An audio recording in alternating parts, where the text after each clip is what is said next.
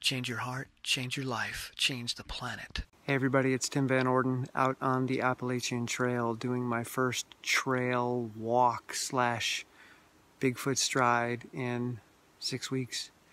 And you'd think that I would be so excited to get out here, considering I haven't been able to do this for a month and a half now. I thought that once the doctor gives me the okay, I am just going to be jumping outside, getting on the trails and soaking in the woods.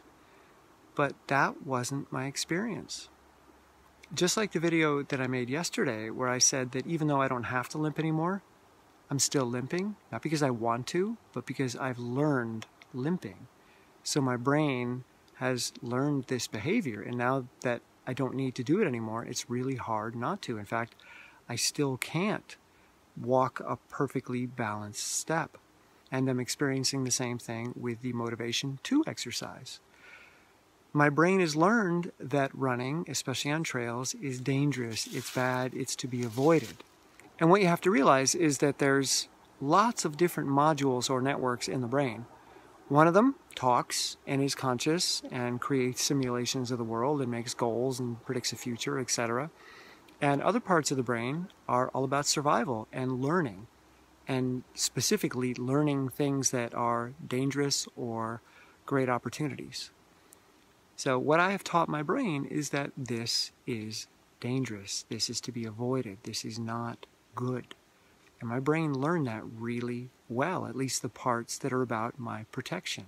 But my conscious, goal-based networks in the brain that simulate a future and then get excited about it, they're like, wait a minute, I want to run. And the other part of my brain's like, no, actually, you don't. You don't want to go out there. Stay at home. You don't need to run today. Maybe tomorrow. That's a good day to start. Tomorrow. Not today.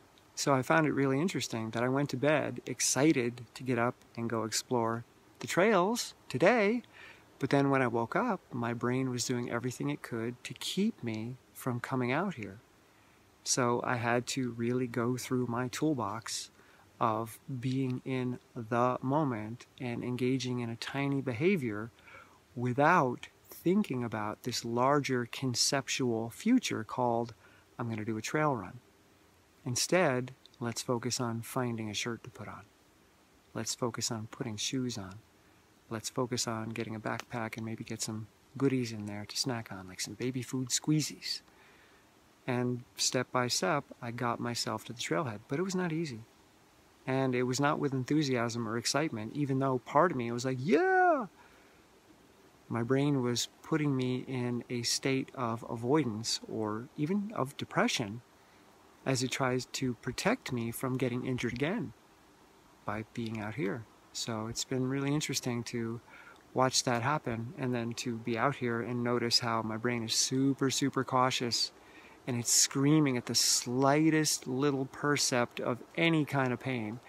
It's like this huge alarm bell goes off and I freak out, which is not how I usually operate on the trails. Normally I can twist an ankle and have an explosion of pain go through me, and half a second later I'm running and I forgot about it. Today it's like every little slightly annoying pain is putting me in this fear, like, oh no, you could ruin it.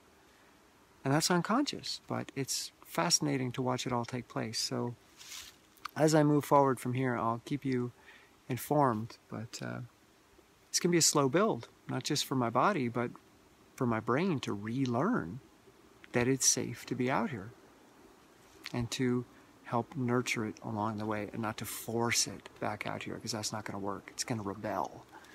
All right. I'll see you soon. Bye.